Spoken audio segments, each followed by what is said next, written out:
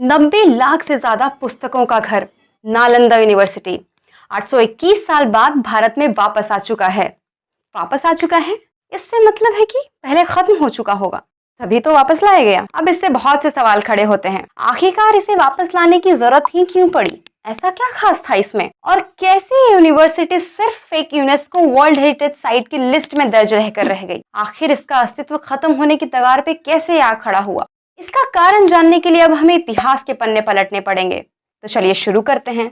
इसकी कहानी शुरू होती है 5वीं सदी से, जब कुमार गुप्त द्वारा 427 ईस्वी में इसकी स्थापना की गई। ये दुनिया का सबसे पहला नामी विश्वविद्यालय था जिसमें रहने की भी व्यवस्था दी गई थी। यही कारण है कि Sri Lanka, Mongolia, Japan, Korea, China जैसे अनेक देशों से लोग यहाँ पढ़ने आते थे। नालंदा में medicine, astronomy, astrology, alchemy, art, philosophies, yoga, Vedas, grammar, math जैसे विषयों का भंडार था।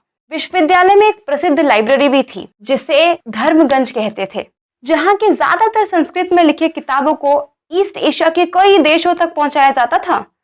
इसे विदेशों तक पहुंचाने में शुएनज़ैंग, ईजिंग की बड़ी भूमिका थी। ये दोनों ही नाम चाइनीज हैं जो कभी यहाँ पे पढ़ने आए थे। आज वर्ल्ड का टॉप यूनिवर्सिटी कौन सा है?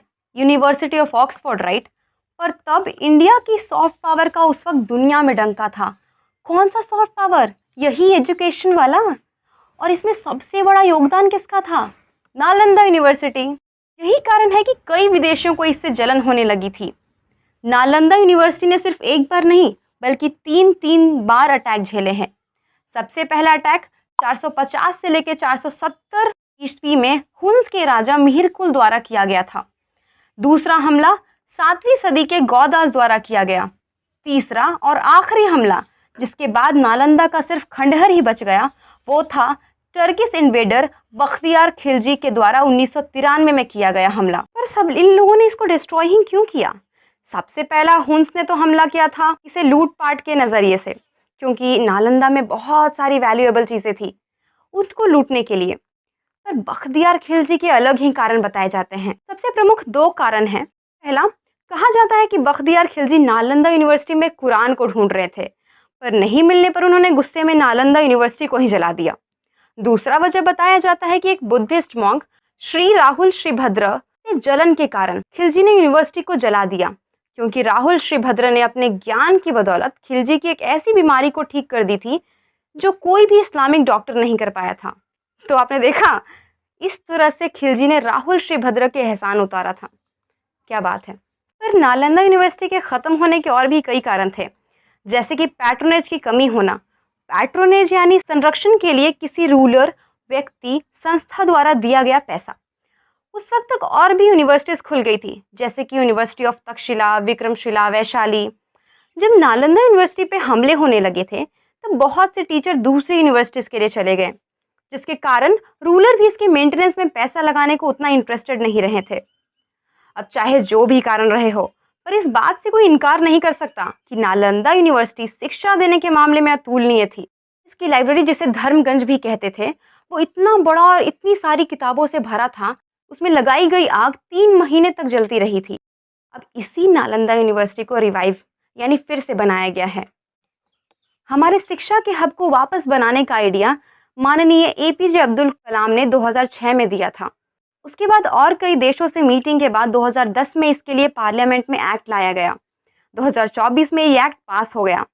2016 में प्रेसिडेंट प्रणब मुखर्जी ने राजगीर में इसके परमानेंट कंस्ट्रक्शन की नींव रखी। इसका कंस्ट्रक्शन 2017 में शुरू हुआ और 2022 में ये पूरी तरह फंक्शनल हो गया, जिसका इनॉग्रेशन यानी उद्घाटन हाल ही में हुआ है।